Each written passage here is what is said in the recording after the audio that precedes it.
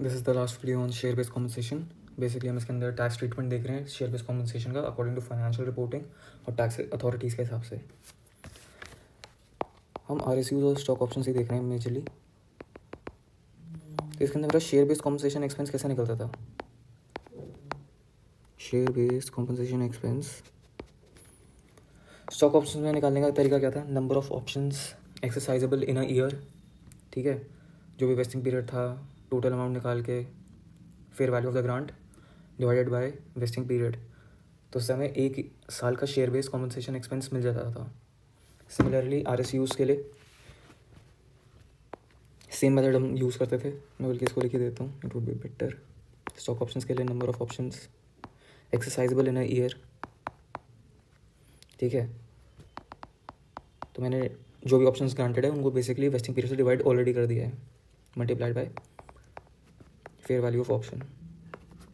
RSUs का क्या है, number of RSUs vested in a year multiplied by share price on grant date, ठीक है। और इसी के थ्रू मेरा शेयर बेस्ड कॉम्पनसेशन एक्सपेंस निकल जाता था। मोर ओवर,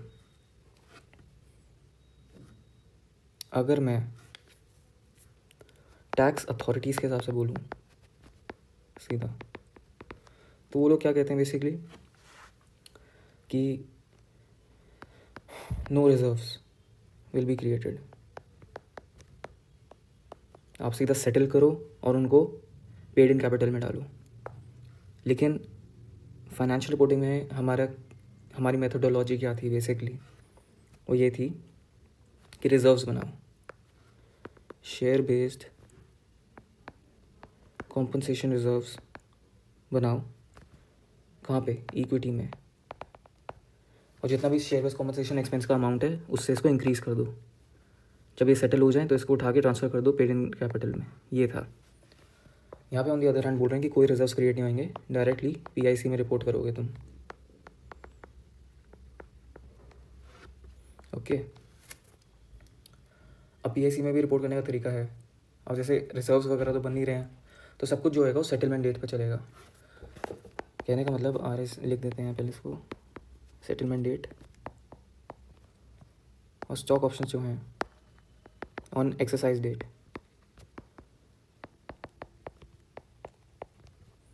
कहने का मतलब इसको दो हिस्सों में बांट लेते हैं, फाइनेंशियल रिपोर्टिंग के हिसाब से और टैक्स अथॉरिटी के हिसाब से।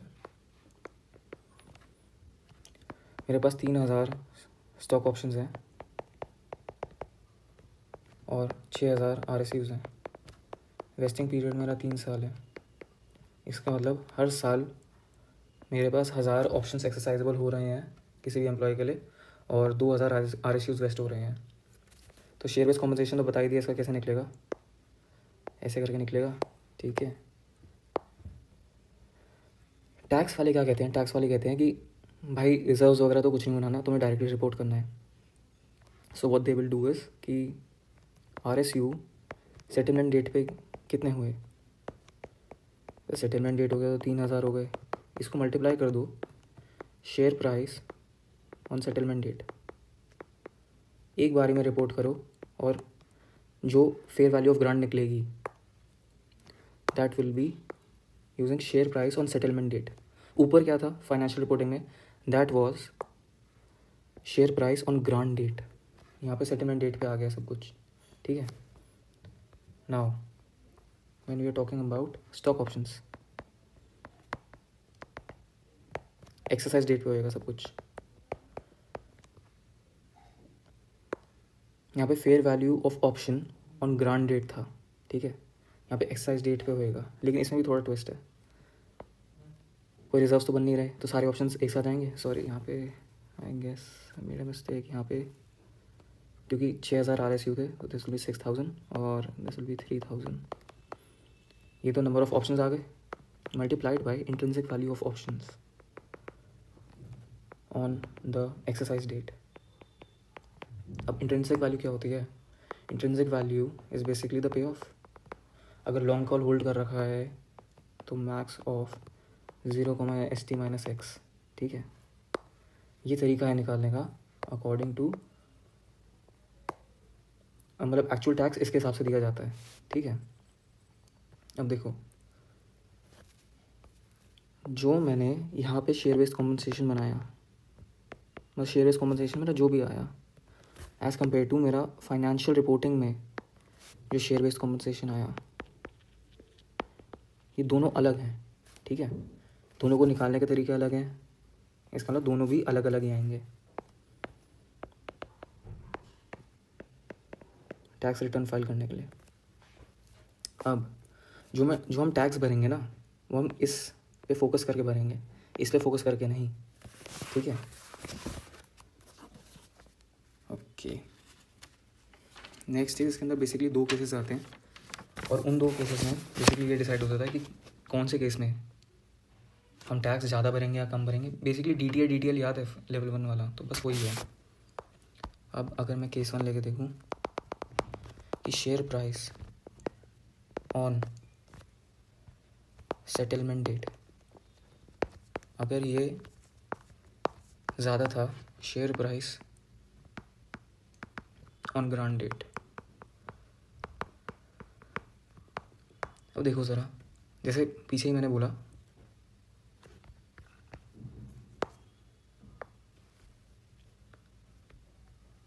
फाइनेंशियल रिपोर्ट में मैंने share price on grant date से निकाला है RSU का fair value of grant. On the other hand जब मैं टैक्स अथॉरिटी के साथ चल रहा हूँ तो मैंने सेटलमेंट डेट पे शेयर प्राइस उठाया है, ठीक है। तो इसी की वजह से डिफरेंसेस आ जाएंगे जो भी मैंने टैक्स पे करा है। अगर शेयर प्राइस सेटलमेंट डेट पे ज़्यादा है तो share based compensation according to tax return जो है वो ज़्यादा होएगा as compare to share based compensation on grant date. Example के तौर पे अगर initially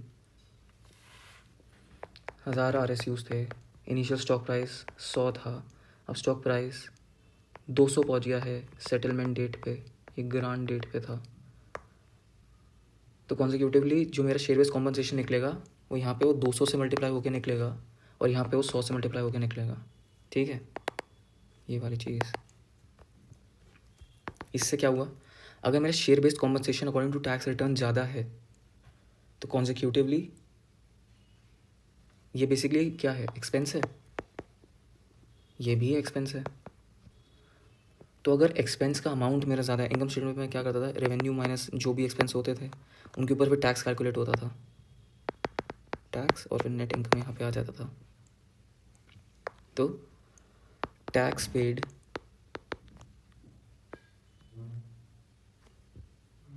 as per tax authority बोल लो, वो कम हो जाएगा as compare to tax paid as per financial reporting. फिर से वही देख लेते हैं भाई, मैंने यहाँ पे ग्रांट डेट का शेयर प्राइस उठाया था, तो मैं जो भी नंबर ऑफ RSUs वगैरह हैं या ऑप्शंस वगैरह, ऑप्शंस के केस में basically fair value of option आ जाएगा, लेकिन अगर हम सिर्फ RSUs की बात करें तो ये मल्टीप्लाई बाय 100 होकर ये वाला एक्सपेंस निकल रहा था और ये वाला एक्सपेंस मल्टीप्लाई बाय 200 होकर निकल रहा था। तो ये वाला एक्सपेंस ज़्यादा है ना, मैं अगर यहाँ पे ज़्यादा बड़ा अमाउंट इनपुट करूँगा तो जो EBIT आएगा मेरा वो ज़्यादा बड़ा आएगा, मतलब ज़्यादा छोटा आएगा, इंटू 200 मल्टीप्लाई करके अगर मैं यहाँ पे निकालूंगा तो ये वाला अमाउंट जो है छोटा आएगा।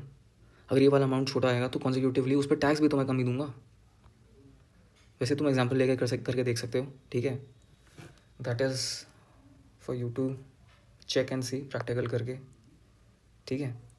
अब tax paid as per tax authority वो कम है in comparison to tax paid as per financial reporting. Tax तो मैं इसके एक्चुअली में यही तो टैक्स पे करूँगा ना मैं। तो बेसिकली मैंने फाइनेंशियल रिपोर्ट्स में ज़्यादा टैक्स रिकग्नाइज करा लेकिन मैंने पे कम करा, तो एक तरीके से मेरा प्रॉफिट है। इस प्रॉफिट को बोल देते हैं एक्सेस टैक्स बेनिफिट और टैक्स विंडफॉल।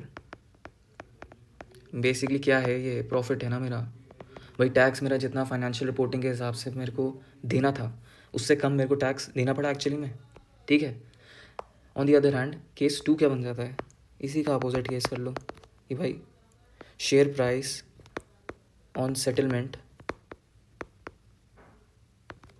अगर कम है share price on grant date, तो बेसिकली जो भी पूरा सिनारियो था वो पूरा का पूरा रिवर्स हो गया। इसकी वजह से अब ऊपर जैसे मैंने 1000 RSU का एग्जांपल किया था, यहाँ पे क्या है, यहाँ पे भी 1000 RSU हैं, लेकिन फ़र्क क्या है यहाँ पे कि ग्रांड डेट पे और सेटलमेंट डेट पे ग्रांड डेट पे 200 था प्राइस, शेयर प्राइस, और सेटलमेंट डेट पे 100 हो गया है। तो अगर मैं शेयर बेस्ड कॉम्पनसेशन निकालूंगा और यहाँ पे भी शेयर बेस्ड कॉम्पनसेशन निकालूंगा, ये वाला हो गया मेरा फाइनेंशियल रिपोर्ट वाला, ये हो गया मेरा टैक्स अथॉरिटी वाला। तो शेयर बेस्ड कॉम्पनसेशन एक्सपेंस जो निकलेगा मेरा, मान लो अब इस केस में मल्टीप्लाई बाय 200 होएगा और इसके अंदर मल्टीप्लाई बाय 100 होएगा। इसे देखने के लिए एक सिंपल तरीका क्या है, ये मैं हटा दूंगा बाद में। रेवेन्यू माइनस एक्सपेंस आ गया, इसमें से फिर टैक्स हटा दिया तो नेट इनकम आ गया, ठीक है। मेरा शेयर बेस्ड कॉम्पनसेशन एक्सपेंस जो है फाइनेंशियल रिपोर्ट्स के हिसाब से ज़्यादा है। तो मान लो रेवेन्यू 100 था, एक्सपेंस मेरा 80 था, 20 निकला मेरा एबिट वगैरह या PBT मान लो इसको, ठीक है। इसमें से जब मैंने टैक्स निकाला, मान लो टैक्स मेरा 30% था, 30% इस पर निकला 6 रुपये आ गया, ये मेरा टैक्स है। लेकिन यहीं पे अगर मेरा शेयर बेस्ड कॉम्पनसेशन जो टैक्स अथॉरिटीज़ के हिसाब से है वो कम है, तो मान लो मैंने -60 कर दिया, ये 40 बचा। इस पर अगर मैं 30% टैक्स निकालूंगा तो 12 निकलेगा, 12 रुपीज़ का मेरा टैक्स निकलेगा। तो वही चीज़ मैं यहाँ पे भी लिख लूँगा कि tax paid as per tax authority वो ज़्यादा हो जाएगा एज कंपेयर टू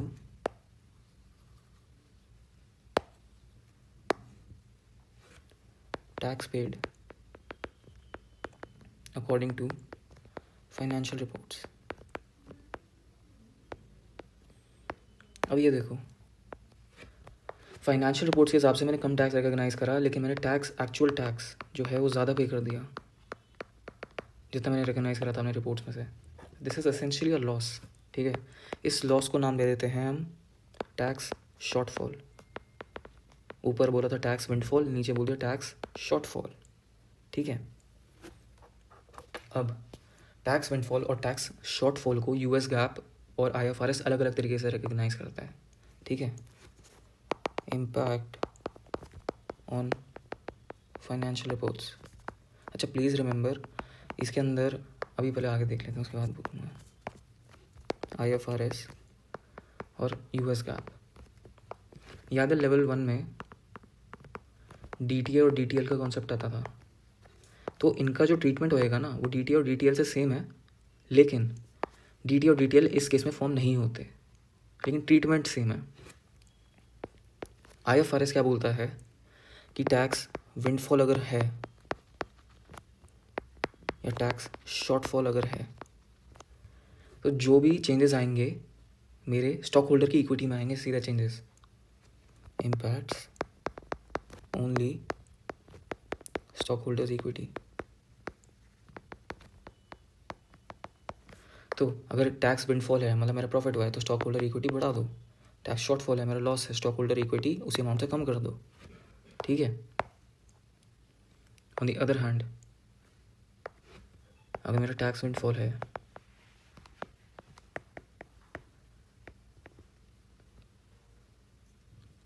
तो जैसे DTA DTL में करते थे यार, टैक्स विंडफॉल है मतलब एक्चुअल टैक्स में वो कम देना पड़ा, ठीक है। रिड्यूस इंक्रीज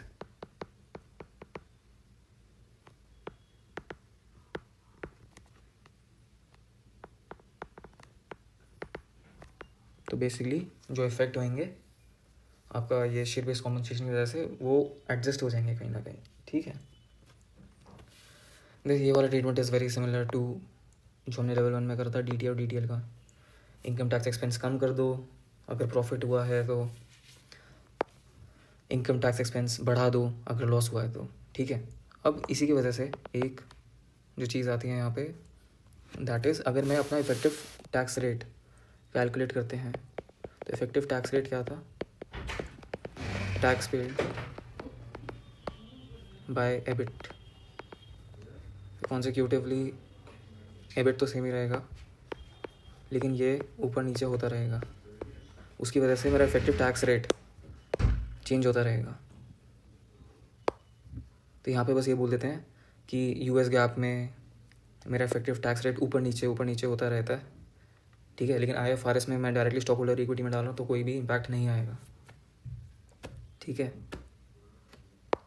इस वाले केस में अगर थोड़ा और कुछ मैं बोलूँ तो मेरे को प्रॉफिट हुआ है,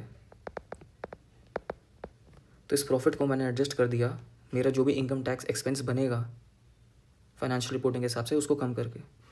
इस केस में मेरे को लॉस हुआ है तो मैंने अपना इनकम टैक्स एक्सपेंस जो है बढ़ा दिया है इस अमाउंट से।